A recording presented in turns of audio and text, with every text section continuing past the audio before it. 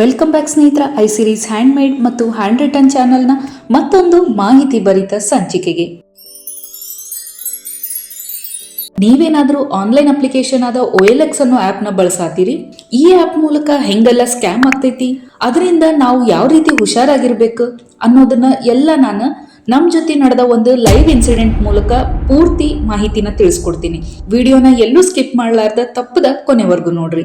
ಮೊದಲನೇದಾಗಿ ಸ್ನೇಹಿತರ, ನಾವು ಬಳಸುವಂಥ ಆನ್ಲೈನ್ ಅಪ್ಲಿಕೇಶನ್ ವೆಬ್ಸೈಟ್ಸ್ಗಳೊಳಗೆ ಮಾಡುವಂಥ ಆನ್ಲೈನ್ ಶಾಪಿಂಗ್, ಪೇಮೆಂಟ್, ಟ್ರಾನ್ಸಾಕ್ಷನ್ಸ್ ಎಲ್ಲದು ಮನುಷ್ಯನಿಗೆ ಎಷ್ಟು ಸರಳ ಮಾಡಿಕೊಡತೈತಿ. ಹಂಗೆ ಅವುಗಳನ್ನ ನಾವು ಜಾಗ್ರತೆಯಿಂದ ಬಳಸದೇ ಇದ್ದಾಗ ಅವುಗಳಿಂದ ಆಗೋ ದುಷ್ಪರಿಣಾಮಗಳನ್ನ ಅದರ 10 ಪಟ್ಟಷ್ಟು ನಾವು ಅನುಭವಿಸ್ಬೇಕಾಗ್ತೈತಿ. ಅವುಗಳಲ್ಲಿ ಒಂದಾದ OLX ಸ್ಕ್ಯಾಮ್ ಅನ್ನೋದು ಯಾವಾಗ್ಲಿಂದನೂ ನಡೀತಾನ ಐತಿ. ಅದು ನಮ್ಮ ಜೊತೆನೂ ನಡೀತು. ಅದು ಹೆಂಗಂತ ನಿಮ್ಗೆ ಈಗ ಮುಂದೆ ಹೇಳ್ತೀನಿ ನೋಡ್ರಿ. ನಮ್ಮ ಹತ್ರ ಇರುವಂಥ ಒಂದು ಕಿಚನ್ ಅಪ್ಲಯನ್ಸ್ನ ನಾವು ಸೆಲ್ ಮಾಡ್ಬೇಕಂತ ಹೇಳಿ ಈ OLX ಆ್ಯಪ್ ಅನ್ನೋದನ್ನ ಇನ್ಸ್ಟಾಲ್ ಮಾಡಿಕೊಂಡು ನಮ್ಮ ಅಕೌಂಟ್ನ ಕ್ರಿಯೇಟ್ ಮಾಡ್ಕೊಂಡ್ವಿ. ನಮ್ಮ ಪ್ರಾಡಕ್ಟ್ ಏನಿತ್ತು ಅದರದ್ದು ಡೀಟೇಲ್ಸ್ ಎಲ್ಲ ಮೆನ್ಷನ್ ಮಾಡಿ ಡಿಸ್ಕ್ರಿಪ್ಷನ್ನು ವಿತ್ ಪ್ರೈಸು ಅದರ ರಿಲೇಟೆಡ್ ಇಮೇಜಸ್ನೆಲ್ಲ ಪೋಸ್ಟ್ ಮಾಡಿ ನಾವು ಅಪ್ಡೇಟ್ ಮಾಡಿದ್ವಿ. ಅದಾಗಿ 5-10 ಮಿನಿಟ್ಸ್ ಒಳಗೆ ವರುಣ್ ಶರ್ಮಾ ಅನ್ನೋ ಒಬ್ರು ಕಸ್ಟಮರಿಂದ ನಮಗೆ ಮೆಸೇಜ್ ಬಂತು OLX ಆ್ಯಪ್ ಒಳಗೆ. ಆ ಎಲ್ಲ ಚಾಟ್ ಡೀಟೇಲ್ಸ್ನ ನಾನು ಇಲ್ಲಿ ಸ್ಕ್ರೀನ್ಶಾಟ್ ಮೂಲಕ ನಿಮಗೆ ತೋರಿಸ್ಕೊತಾ ಹೋಗ್ತೀನಿ. ತಕ್ಷಣ ಅವರು ನಮ್ಗೆ ಕಾಂಟ್ಯಾಕ್ಟ್ ನಂಬರ್ ಅಂತ ಸೆಂಡ್ ಮಾಡಿದ್ರು. ನಾವು ಸರಿ ಅಂತ ಹೇಳಿ ನಮ್ಮ ಕಾಂಟ್ಯಾಕ್ಟ್ ನಂಬರ್ನು ಕೂಡ ಶೇರ್ ಮಾಡಿದ್ವಿ. ಅದಾದ್ಮೇಲೆ ಅವರು ರಿಟರ್ನ್ ಕಾಲ್ ಬ್ಯಾಕ್ ಮಾಡಿ ನಮ್ಗೆ, ಇಲ್ಲ ನಾವು ಈ ರೀತಿ ನಿಮ್ಮ ಪ್ರಾಡಕ್ಟ್ನ ಪರ್ಚೇಸ್ ಮಾಡ್ತೀವಿ, ಹಾಗಾಗಿ ನಮ್ಮ ಪರ್ಸನ್ ಒಬ್ರು ಬಂದು ಇಮಿಡಿಯೇಟ್ ಆಗಿ ಬೈ ಮಾಡ್ತಾರೆ, ಆದ್ರೆ ನಾನು ಇಲ್ಲಿಂದನ ಪೇಮೆಂಟ್ ಮಾಡ್ತೀನಿ ಅಂತ ಹೇಳಿ ಅವರು ನಮ್ಗೆ ಮಾತಾಡಿದ್ರು. ಅದಾದ ತಕ್ಷಣ ನಾವು ಹೇಳಿದ್ವಿ, ಇಲ್ಲ ಫಸ್ಟ್ ನೀವು ಬಂದು ಪ್ರಾಡಕ್ಟ್ನ ಚೆಕ್ ಮಾಡ್ರಿ, ಅದು ವರ್ಕಿಂಗ್ ಕಂಡೀಷನ್ ಐತೋ ಇಲ್ಲೋ ಅನ್ನೋದನ್ನ ಕನ್ಫರ್ಮ್ ಮಾಡ್ಕೊಂಡಾದ್ಮೇಲೆ ನಮ್ಗೆ ಪೇಮೆಂಟ್ನ ಸೆಂಡ್ ಮಾಡ್ರಿ ಅಂತ ನಾವು ಹೇಳಿದ್ವಿ. ಅದಾಗಿನೂ ಅವರು ಕೇಳಲಿಲ್ಲ. ಇಲ್ಲ ಫಸ್ಟ್ ನಿಮ್ಮದು ಫೋನ್ಪೇ ನಂಬರ್ ಏನೈತಿ ಅದನ್ನ ಸೆಂಡ್ ಮಾಡ್ರಿ, ನಾನು ಅದಕ್ಕೆ ನಿಮ್ಮದು ಪೇಮೆಂಟ್ನ ಮಾಡ್ತೀನಿ, ಆಮೇಲೆ ನಮ್ಮ ಪರ್ಸನ್ ಬರ್ತಾರ ಅಂತ ಹೇಳಿದರು. ಸ್ನೇಹಿತರ, ಅವಾಗಲೇ ನಮ್ಗೆ ಸ್ಟಾರ್ಟ್ ಆಯ್ತು ನೋಡ್ರಿ ಡೌಟ್. ಯಾರು ಬಂದು ಚೆಕ್ ಮಾಡ್ಲಾರ್ದ ಅದು ಹೆಂಗೆ ಪೇಮೆಂಟ್ ಮಾಡ್ತಾರ ಅನ್ನೋದು ನಮ್ಮ ತಲೆಯೊಳಗೆ ಬಂತು. ಸರಿ ಅಂತ ಹೇಳಿ ನಾವು ನಮ್ಮ ಫೋನ್ಪೇ ನಂಬರ್ ಏನೈತಿ ಅದನ್ನು ನಾವು ಸೆಂಡ್ ಮಾಡಿದ್ವಿ. ಇಮಿಡಿಯೇಟ್ ಆಗಿ ನಮ್ಗೆ OLX ಆ್ಯಪ್ ಒಳಗೆ ಅವರು ಪೇಟಿಎಂ ಪೇಮೆಂಟ್ ಸಕ್ಸಸ್ಫುಲ್ ಅನ್ನೋ ಒಂದು ಸ್ಕ್ರೀನ್ಶಾಟ್, ಅದ್ರ ಜೊತೆಗೆ ಒಂದು QR ಕೋಡ್ನ ಕಳಿಸಿದ್ರು. ಇಲ್ಲೇ ನೋಡತ್ತಿಲ್ಲ, ಈ QR ಕೋಡ್ ಅಲ್ಲಿ ₹1 ಅಂತ ಬರೆದಿತ್ತು. ನಾವು ಅದನ್ನ ಚೆಕ್ ಮಾಡೋ ಅಷ್ಟರೊಳಗೆ ನಮ್ಗೆ ಪುನಃ ಅವರು ಕಾಲ್ ಮಾಡಿ, ಇಲ್ಲ ಇವಾಗ ನಾನು ನಿಮ್ಗೆ ಪೇಮೆಂಟ್ ಮಾಡಿರ್ತೀನಿ, ಅದರದ್ದು ನಾನು ₹1 ಹಾಕಿ ಚೆಕ್ ಮಾಡ್ತೀನಿ, ಹಾಗಾಗಿ ಒಂದು ಕೋಡ್ನ ಕಳ್ಸೀನಿ, ಸ್ಕ್ಯಾನರ್ ಕೋಡ್, ಅದನ್ನ ನೀವು ಸ್ಕ್ಯಾನ್ ಮಾಡಿ ನನಗೆ ಕನ್ಫರ್ಮ್ ಮಾಡ್ರಿ ಪೇಮೆಂಟ್ ರಿಸೀವ್ ಆಗೈತಾ ಇಲ್ಲ ಅಂತ ಹೇಳಿದ್ರು. ಈ ಪಾಯಿಂಟ್ನಾಗಂತೂ ಸ್ನೇಹಿತರ ನಮ್ಗಿದು ಏನೋ ಗೋಲ್ಮಾಲ್ ನಡೆಯತೈತಿ, ಪಕ್ಕಾ ಸ್ಕ್ಯಾಮ್ ಇರ್ತೈತಿ ಅಂತನ ಅನಿಸ್ತು. ಇಲ್ಲ, ಈ ರೀತಿ ಪೇಮೆಂಟ್ ರಿಸೀವ್ ಮಾಡ್ಕೋಬೇಕಂದ್ರೆ ಯಾವ ಸ್ಕ್ಯಾನರ್ನು ನಾವು ಸ್ಕ್ಯಾನ್ ಮಾಡೋ ಅವಶ್ಯಕತೆ ಇಲ್ಲ ಅನ್ನೋದನ್ನ ನಾನು ಚೆಕ್ ಮಾಡ್ಕೊಂಡೆ. ನಂತರ ಅವ್ರಿಗೆ ಕಾಲ್ ಮಾಡಿ ಯಾಕೆ ನಾವು ಕಳಿಸ್ಬೇಕಂತ ಮಾತಾಡೋ ಅಷ್ಟರೊಳಗೆ ಅವರು ಕಾಲ್ನ ಕಟ್ ಮಾಡಿಬಿಟ್ರು. ಅಷ್ಟೇ ಅಲ್ಲದೆ OLX ಆ್ಯಪ್ನಾಗ ಇನ್ಆಕ್ಟಿವ್ ಯೂಸರ್ ಅಂತಲೂ ತೋರ್ಸಕ್ಕೆ ಸ್ಟಾರ್ಟ್ ಆಯಿತು. ಇದರಿಂದ ನಮ್ಗೆ ಕನ್ಫರ್ಮ್ ಆಯಿತು ಇದು ಸ್ಕ್ಯಾಮ್ ಆಗತೈತಿ ಅಂತ ಹೇಳಿ.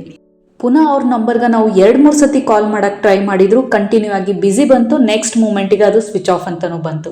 ಸ್ನೇಹಿತರ, ಇನ್ ಕೇಸ್ ನಾವೇನಾದ್ರೂ ಗೊತ್ತಿಲ್ಲದ ಆ ಸ್ಕ್ಯಾನರ್ನ ಸ್ಕ್ಯಾನ್ ಮಾಡಿದ್ವಿ ಅಂದ್ರೆ ಪಕ್ಕ ನಮ್ಮ ಅಕೌಂಟ್ನಾಗಿರೋ ಎಲ್ಲ ಅಮೌಂಟು ಹೋಗ್ಬಿಡ್ತಿತ್ತು. ಸ್ನೇಹಿತರ, ಅವ್ರು ಯಾವಾಗ ನಮ್ಗೆ ಫೋನ್ಪೇ ಮಾಡ್ತೀವಿ ನಂಬರ್ ಕಳಿಸ್ರಿ ಅಂದ್ರು ಅವಾಗ ನಮ್ಗೆ ಡೌಟ್ ಸ್ಟಾರ್ಟ್ ಆಗಿತ್ತಲ್ಲ. ಹಾಗಾಗಿ ನಾವು ಮೊದಲೇನು ಮಾಡಿದ್ವಿ, ನಮ್ಮ ಬ್ಯಾಂಕ್ ಅಕೌಂಟ್ನಾಗಿರೋ ಎಲ್ಲ ಅಮೌಂಟ್ ಬ್ಯಾಲೆನ್ಸ್ನ ನಾವು 0 ಮಾಡಿ ಆ ನಂತರ ಅವ್ರಿಗೆ ಕಳಿಸಿದ್ವಿ. ಇನ್ ಕೇಸ್ ಏನೋ ಪ್ರಾಬ್ಲಮ್ ಆದರೂ ಅದರಾಗಿಂದ ಅಮೌಂಟ್ ಡಿಡಕ್ಟ್ ಆಗಲ್ಲ ಅನ್ನೋ ಕಾನ್ಫಿಡೆನ್ಸ್ ಮೇಲೆ. ನೋಡಿದ್ರಲ್ಲ ಸ್ನೇಹಿತರ, ಈ ರೀತಿಯಾಗಿ ನಮ್ಮ ಜೊತೆನೂ ಸ್ಕ್ಯಾಮ್ ನಡೀತು. ಅದು ಜಸ್ಟ್ ಈಗ 2 ದಿನದ ಹಿಂದೆ. ಈಗ ಬರೀ ಸ್ನೇಹಿತರ, ನಾವು ಯಾವುದೋ ಆನ್ಲೈನ್ ಟ್ರಾನ್ಸಾಕ್ಷನ್ ಮಾಡಬೇಕಾದಾಗ ನಮಗೆ ಗೊತ್ತಿರಬೇಕಾದಂಥ 2 ಮುಖ್ಯವಾದ ವಿಷಯಗಳು ಯಾವುದಂದ್ರೆ, ಮೊದಲನೇದಾಗಿ ನಾವು ಯಾವುದೋ ಪೇಮೆಂಟ್ನ ರಿಸೀವ್ ಮಾಡ್ಕೊಳ್ಳುವಾಗ ಯಾವ QR ಕೋಡ್ನು ಸ್ಕ್ಯಾನ್ ಮಾಡೋ ಅವಶ್ಯಕತೆ ಇರೋದಿಲ್ಲ, ಡೈರೆಕ್ಟ್ ಪೇಮೆಂಟ್ ಅನ್ನೋದು ರಿಸೀವ್ ಆಗ್ತೈತಿ. ಮತ್ತು ಎರಡನೇದಾಗಿ, ನೀವು ಯಾರಿಗಾದ್ರೂ ಬೈ ಮಿಸ್ ಆಗಿ ಪೇಮೆಂಟ್ ಮಾಡ್ತೀವಿ ಅಂತ ಹೇಳಿದಾಗ ನಿಮ್ಮ ಫೋನ್ಪೇ UPIದು ಸ್ಕ್ಯಾನರ್ ಕೋಡ್ನ ಕಳಿಸಿದಾಗ ಏನು ವರಿ ಮಾಡ್ಕೋಬೇಡ್ರಿ, ಅದರಿಂದ ಯಾವ ಮಿಸ್ಯೂಸೂ ಆಗೋದಿಲ್ಲ. ಯಾಕಂದ್ರೆ ಸ್ಕ್ಯಾನರ್ ಇರೋದು ಜಸ್ಟ್ ರಿಸೀವ್ ಮಾಡ್ಕೊಳಕ್ಕೆ ಹೊರತು ಬೇರೆ ಯಾವ ರೀತಿಯಾದಂಥ ಟ್ರಾನ್ಸಾಕ್ಷನ್ಸು ಅದರೊಳಗೆ ನಡೆಯೋದಿಲ್ಲ. ಹಾಗಾದ್ರೆ ಈ ರೀತಿಯಾದಂಥ ಆನ್ಲೈನ್ ವೆಬ್ಸೈಟ್ಸ್ ಅಪ್ಲಿಕೇಶನ್ಸ್ನ ಯೂಸ್ ಮಾಡಬಾರ್ದೇನ ಅಂತ ನೀವು ಕೇಳೋದಾದ್ರೆ ಅದು ತಪ್ಪು. ನಾವು ಯೂಸ್ ಮಾಡ್ಬೋದು. ಅದರಿಂದ ಅಡ್ವಾಂಟೇಜಸ್ಸು ಅದಾವು. ಈ ರೀತಿಯಂಥ ಆ್ಯಪ್ಸ್ನಾಗ ಸಾಕಷ್ಟು ಜನ ಜೆನ್ಯೂನ್ ಬೈಯರ್ಸ್ ಸೆಲ್ಲರ್ಸು ಇರ್ತಾರೆ. ನಾವು 10 ಸತಿ ವಿಚಾರ ಮಾಡಿ ಏನಾದರೂ ಪರ್ಚೇಸ್ ಮಾಡೋದಿದ್ರೆ ಸೆಲ್ ಮಾಡೋದಿದ್ರೆ ಮಾಡ್ಬೋದು. ಹಾಗಾಗಿ ಸ್ನೇಹಿತರ, ನೀವು ಯಾವುದೇ ಈ ರೀತಿಯಾದಂಥ ಸ್ಕ್ಯಾಮ್ಗೆ ಒಳಗಾಗೋ ಮುಂಚೆ ನಿಮಗೇನಾದರೂ ಅರ್ಥ ಆಗತ್ತಿಲ್ಲ ಅಂದಾಗ ದಯವಿಟ್ಟು ಗೂಗಲ್ನಾಗ ಚೆಕ್ ಮಾಡಿರಿ, ಇಲ್ಲ ಯೂಟ್ಯೂಬ್ನಾಗ ಸಾಕಷ್ಟು ವಿಡಿಯೋಸ್ ರಿಲೇಟೆಡ್ ಸ್ಕ್ಯಾಮ್ ರಿಲೇಟೆಡ್ ಇರ್ತಾವೆ, ಅವನ್ನೆಲ್ಲ ನೀವು ಚೆಕ್ ಮಾಡಿ ಮುಂದುವರಿರಿ ಅಂತ ನಾನು ನಿಮ್ಮ ಹತ್ರ ಕಳಕಳೆಯಾಗಿ ಬೇಡ್ಕೋತೀನಿ. ಇನ್ನೊಂದು ಮುಖ್ಯವಾಗಿರೋದು, ನಾನು ಎಲ್ಲ ಲೇಡೀಸ್ಗೆ ಹೇಳಕ್ಕೆ ಇಷ್ಟಪಡ್ತೀನಿ, ನೀವೇನಾದರೂ ಈ ರೀತಿಯಾದಂಥ ಅಪ್ಲಿಕೇಶನ್ಸ್ನ ಬಳಸಿ ನಿಮ್ಮ ಅಕೌಂಟ್ನ ಕ್ರಿಯೇಟ್ ಮಾಡಿದ್ರಂದ್ರೆ ಇನ್ ಕೇಸ್ ಯಾವುದಾದ್ರೂ ಬಿಸ್ನೆಸ್ ರಿಲೇಟೆಡು ಇಲ್ಲ ಈ ರೀತಿಯಾದಂಥ ಪ್ರಾಡಕ್ಟ್ಸ್ ರಿಲೇಟೆಡ್ ನಿಮ್ಗೇನಾದರೂ ಕ್ಲೈಂಟ್ಸು ಕಸ್ಟಮರ್ಸು ಕಾಂಟ್ಯಾಕ್ಟ್ ಮಾಡ್ತಾರಂದಾಗ ಅವರು ಕಾಂಟ್ಯಾಕ್ಟ್ ಡೀಟೇಲ್ಸ್ನ ಕೇಳಿದಾಗ ಆದಷ್ಟು ನಿಮ್ಮ ಹಸ್ಬೆಂಡ್, ನಿಮ್ಮ ಬ್ರದರ್ ಇಲ್ಲ ಯಾರಾದರೂ ಜೆಂಟ್ಸ್ನ ನಂಬರ್ ಕೊಟ್ಟು ಅವ್ರ ಜೊತೆ ಕಾಂಟ್ಯಾಕ್ಟ್ ಮಾಡಿ ಮಾತಾಡೋಕ್ಕೆ ಹೇಳ್ರಿ. ಈ ರೀತಿ ಮಾಡೋದ್ರಿಂದ ಆದಷ್ಟು ನಮ್ಮ ಜೊತೆ ಆಗುವಂಥ ಮಿಸ್ಯೂಸ್ನ ನಾವು ಅವಾಯ್ಡ್ ಮಾಡ್ಬೋದು. ಕೊನೆಯದಾಗಿ ಸ್ನೇಹಿತರ, ಇನ್ನೊಂದು ಮುಖ್ಯವಾದ ವಿಷಯ, ನೀವೇನಾದರೂ ಈ ರೀತಿಯಾಗಿ ಯಾವುದಾದ್ರೂ ಗೊತ್ತಿಲ್ಲದೆ ಇರೋ ಅನ್ನೋನ್ ಪರ್ಸನ್ಸ್ ಜೊತೆ ನಿಮ್ಮ ಟ್ರಾನ್ಸಾಕ್ಷನ್ಸು ಇಲ್ಲ ಈ ರೀತಿಯಾಗಿ ಬಿಸ್ನೆಸ್ನ ಮಾಡ್ತಾ ಇದ್ರ, ಬೈಯಿಂಗ್ ಸೆಲ್ಲಿಂಗ್ ಮಾಡ್ತಾ ಇದ್ರ, ಆದಷ್ಟು ಮೊದಲಿಂದನ ಅವ್ರ ಜೊತೆ ಮಾಡಿರೋಂಥ ಚಾಟ್ಸ್ ಏನಿರ್ತಾವು ಅವನ್ನ ನೀವು ಅವಾಗನೇ ಸ್ಕ್ರೀನ್ಶಾಟ್ ತೊಗೊತೀರಿ. ಟ್ರಾನ್ಸಾಕ್ಷನ್ ರಿಲೇಟೆಡ್ ಇದ್ರೂ ಅದರದ್ದೆಲ್ಲ ಐಡೀಸು, ಟ್ರಾನ್ಸಾಕ್ಷನ್ ಐಡೀಸು, ಪೇಮೆಂಟ್ ಡೀಟೇಲ್ಸು ಎಲ್ಲದರದ್ದು ಸ್ಕ್ರೀನ್ಶಾಟ್ಸ್ ತೊಗೋರಿ. ಆ ನಂತರ ಏನಾದರೂ ಕಾಲ್ನಾಗ ಮಾತಾಡತ್ತಿದ್ರಂದ್ರೆ ಕಾಲ್ ರೆಕಾರ್ಡಿಂಗ್ಸ್ನ ಮೊದಲಿಂದನ ರೆಕಾರ್ಡ್ ಮಾಡಿ ಸ್ಟಾರ್ಟ್ ಮಾಡ್ಕೊರಿ. ಯಾವುದಕ್ಕೂ ಸೇಫರ್ ಸೈಡ್ ಎಲ್ಲದನ್ನು ಮಾಡಿ ಇಟ್ಕೊಂಡ್ರೆ ಇನ್ ಕೇಸ್ ಏನಾದರೂ ಹೆಚ್ಚು ಕಮ್ಮಿ ಆತಂದ್ರೆ ಇಮಿಡಿಯೇಟಾಗಿ ನಾವು ಸೈಬರ್ ಸೆಕ್ಯೂರಿಟಿಗೆ ಕಾಂಟ್ಯಾಕ್ಟ್ ಮಾಡಿ, ಅಷ್ಟೇ ಅಲ್ದ ಕಂಪ್ಲೇಂಟ್ನು ರೈಸ್ ಮಾಡೋದಕ್ಕೆ ಈ ಎಲ್ಲ ಡೀಟೇಲ್ಸ್ ಭಾಳ ಸಹಕಾರಿಯಾಗ್ತಾವು.